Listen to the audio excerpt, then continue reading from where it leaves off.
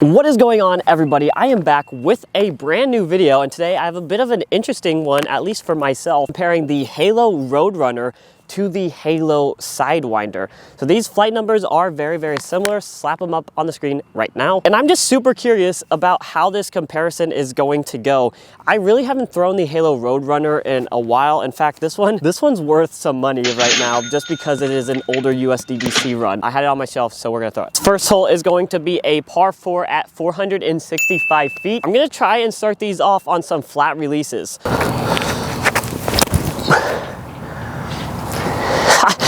Like, what the heck? That is not a Sidewinder, I swear. Very straight to some pretty good fade there. Oh, get on edge, please. Fight now, fight. Come on, get in. Yes! Okay. Roadrunners seem to be a little bit flippier for sure. Whew, I'm glad that got in. So the Roadrunner by flight numbers is a little bit more flippy, and I definitely saw a little bit more movement in my very first shot with it. That's a good sign. Some of these Halo discs, you just never know how they're truly gonna fly. That plastic adds some stability, and then the whole mold is kind of off. I probably could throw putter at this, but I'm gonna try and go Sidewinder just to make it work.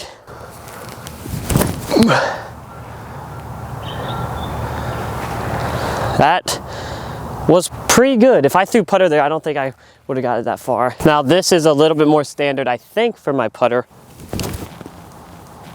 Just put it on a little bit too much hyzer though. Okay, that was disgusting. Come on. Oh, that's the story of my life. If you watch my last video, I had like multiple putts that either went off the cage or just right in front of them. I am glad I made that, otherwise you might have clicked off the video already. Now we are on hole 2, which is going to be a big ante shot, 310 feet. Now typically I do throw forehand here, but with the disc I have today, I think the turnover backhand is gonna be a better shot. Going to have Roadrunner in the hand first. Now to get my ante around this tree is usually my biggest mistake here, so. Oh, the Roadrunner holds so nicely. Ouch.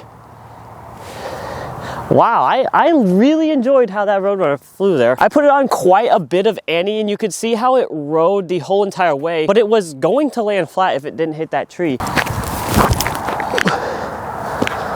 And the Sidewinder comes out so fast. Like, what is that? I definitely threw it a bit nose up, which isn't going to really help my case here. Definitely have to try and throw all of those in, because if we get a highlight for the video, that would be ideal. Come on. There we go. Nice little backhand turnover with the Roadrunner. Definitely liked how that flew on ante. Now let me know in the comments, do you bag either the Sidewinder or the Roadrunner in any plastic? I know when I just started out, I had a Champion one, which I threw for my backhand at the time because it was a bit flippy. But let me know, what do you guys think of these discs if you bag it? On to hole 3, 335 feet. This one's dead straight. There is an OB path on the left side. If it has enough distance, that was a kind of hyzer. Yeah, that's gonna be probably about 25, 30 short. Here's the Roadrunner. Okay, yeah. But it doesn't turn all the way over, but it definitely has a lot more play in between its flight than the Sidewinder does. All right, here's what I left myself for birdie with the Roadrunner. Now I've come up short already with the Roadrunner, so if we could just have a nice solid putt here that isn't short, that would be awesome. No freaking way. Are you kidding me? It's like I called that. Why can't I get enough on these putts? Here is the Sidewinder, which is not terrible. I definitely wish I could get this a little bit further, but we will take the birdie. Okay, standstill putts are doing good. Straddle putt over there is doing good. Just need to get the jumper to work, and we should be in good shape. Hole 4 is gonna be 250 feet, and this is just one that you wanna stick the island. It's really not that big of a deal, but definitely more of a shot for a mid-range. Push across, please. Okay, right under the basket. I got a little nervous that that wasn't even gonna make it across. In all honesty, I should be able to throw a pretty much identical shot with the Roadrunner. This isn't very far, and so it doesn't really have to be thrown hard. Flips up a bit more, but it should still fade. Okay, I parked the B position. Now, if you guys are enjoying the content, make sure you hit that like and subscribe button. We are really trying to push out the content this year. I'm pretty motivated, see what we can get accomplished in the year of 2023. So let's do it, hit the subscribe button, and I appreciate all the support. So, I mean, if you park one position, you always have a putt at the other one. I'm not really sure why they put two positions here. I mean, I just don't see a huge point in it. Oh, I thought I left that a little bit too right, but the Roadrunner is still staying in it. I think it is down one at the moment. And of course, the Sidewinder is absolutely parked. Moving right along here to hole number 5 at 550 feet, par 4. Where off the tee, you can kind of just go max power. So that's what we're gonna try to do with these two discs and see if we can see some differences in their flight, more so than we already have. I was expecting that to flip up way more. Even the Roadrunner has some stability in this halo plastic. I didn't throw that on hyzer, it flipped up just ever so slightly. I was expecting some turn out of it though. I mean, that was thrown a lot higher. Still not a whole lot of distance with it though. Nice skip off that path. I'll take that. A little bit easier of approach shot, but kind of let down by those shots. This should be a pretty simple hyzer to get the easy little birdie here. Please tell me I threw that hard enough. Skip. Oh my gosh, geese are attacking. Nature appreciation moment. Shout out Simon Lazat. Sad to hear you're leaving Discmania, buddy.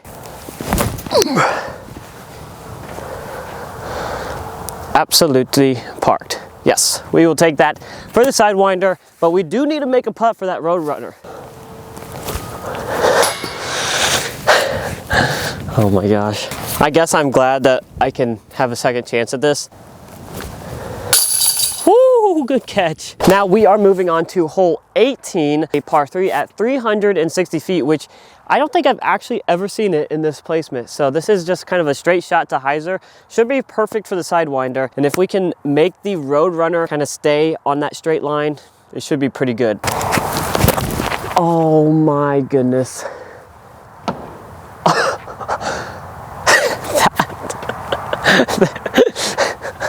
That was the best redirection I think I've ever seen in my life. See if we can make a correction with the Roadrunner. It just doesn't flip up like I feel like it should. For both of these discs, they just have sneaky stability to them. And I think this all has to do with that halo plastic. This hole just keeps getting worse and worse. I did not know that this water came in that quick. Yeah, short. This would be absolutely spectacular. Off the barn to a 60-footer for birdie. Nope. All right guys, that is going to wrap it up for this challenge video. The Halo Sidewinder is what's gonna take the victory today. Now, in my opinion, you really can't rely on the flight numbers of these molds when they are in the Halo plastic. In my opinion, they're flying more overstable or more stable than your typical Champion or your Star would fly, which makes sense because the Halo plastic typically does do this to discs. But it still is a little surprising because the Sidewinder has a -3 while the Roadrunner is at a -4 turn. So you would expect these to play a little bit more in its flight than they did today. Overall, I definitely need a little bit more work with the Roadrunner to really truly figure it out for myself and if it works in my bag. The Sidewinder I had bagged for a little bit, so I knew it had some more stability than a typical Sidewinder would. Anyway guys, what do you guys think about these discs? Let me know in the comments, and if you like the content, make sure to hit that like and subscribe button, and we will see you in the next one.